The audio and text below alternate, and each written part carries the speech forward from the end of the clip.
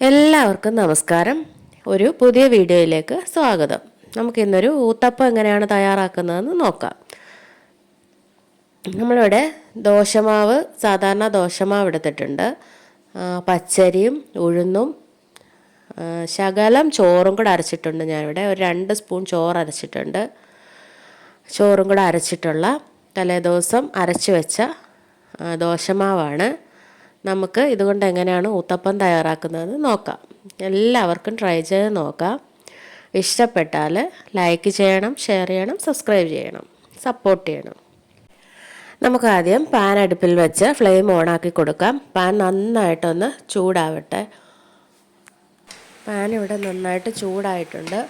നമുക്കിതിലേക്ക് ഒരു തവി മാവ് കോരി ഒഴിക്കും. ഇത് പരത്തേണ്ട ആവശ്യമില്ല. പരത്തുവാണെങ്കിൽ ജസ്റ്റ് ഒന്ന് പരത്തിയാൽ മാത്രം മതി. ഒരുപാട് കനം കുറച്ച് പരത്തരുത്. നമുക്ക് ഇതിലേക്ക് ആവശ്യമായിട്ടുള്ള പച്ചമുളക് ആദ്യം ചേർത്ത് കൊടുക്കാം. എല്ലായിടത്തും എത്തുന്ന പോലെ, സൈഡിലും എല്ലാം എത്തുന്ന പോലെ ഇട്ട് കൊടുക്കണം. അതിനുശേഷം നമുക്ക് അരിഞ്ഞു വെച്ചിരിക്കുന്ന സവോള ഇട്ട് കൊടുക്കാം.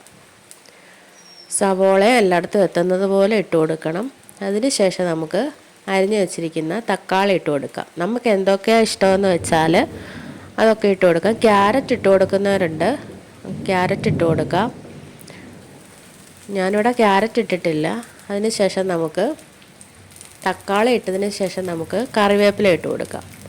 കറിവേപ്പിലയ്ക്ക് വരെ മല്ലിയില ഇടുന്നവരുണ്ട്, അതും ടേസ്റ്റാണ്. അതിന് ശേഷം നമുക്ക് ഇത്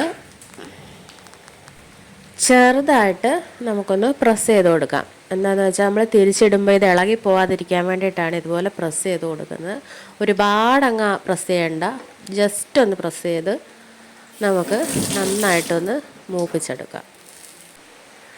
നമുക്കൊന്ന് ചെറുതായിട്ടൊന്ന് മൂത്ത് വരുമ്പോൾ തന്നെ നമുക്ക് ഇതിൻ്റെ പുറത്തേക്ക് നെയ്യ് ഒഴിച്ചു കൊടുക്കാം. നെയ്യോ വെളിച്ചെണ്ണ എന്തായാലും ഇഷ്ടമുള്ളത് ഒഴിച്ചു കൊടുക്കാം. നെയ്യ് ഒഴിച്ചു കൊടുക്കുന്നതാണ് ഒന്നുകൂടെ ടേസ്റ്റ്. അതിനുശേഷം നമുക്ക് ഒരു വശം വെന്തതിന് ശേഷം നമുക്ക് തിരിച്ചിട്ട് കൊടുക്കാം. തിരിച്ചിട്ട് കൊടുത്ത് ഈ വശവും നന്നായിട്ടൊന്ന് വെന്തതിന് ശേഷം നമുക്ക് പ്ലേറ്റിലേക്ക് മാറ്റാവുന്നതാണ്. കണ്ടില്ലേ, ഇവിടെ 2 പുറവും നന്നായിട്ട് വെന്തിട്ടുണ്ട്. നമുക്കിനി ഇത് ഒരു പ്ലേറ്റിലേക്ക് മാറ്റാം. നമുക്ക് വെജിറ്റബിൾസ് ചേർക്കുന്ന കൂട്ടത്തിൽ ഉഴുന്ന് വെച്ചുണ്ടാക്കുന്ന ഒരു പൊടി ഉണ്ടല്ലോ, ഇഡ്ഡലിയൊക്കെ കഴിക്കുന്നത്, ആ പൊടി കൂടെ ഇതിനകത്തിലേക്ക് ചേർത്താൽ ഒന്നും കൂടെ നല്ല ടേസ്റ്റാണ്. അപ്പോൾ കറിയൊന്നും ഇല്ലാതെ തന്നെ കഴിക്കാനും പറ്റും. അല്ലെങ്കിൽ നമുക്ക് സാമ്പാറിൻ്റെ കൂടോ ചമ്മന്തിയുടെ കൂടോ ഇഷ്ടം എങ്ങനെയാണെന്ന് വെച്ചാൽ നമുക്കത് കഴിക്കാം.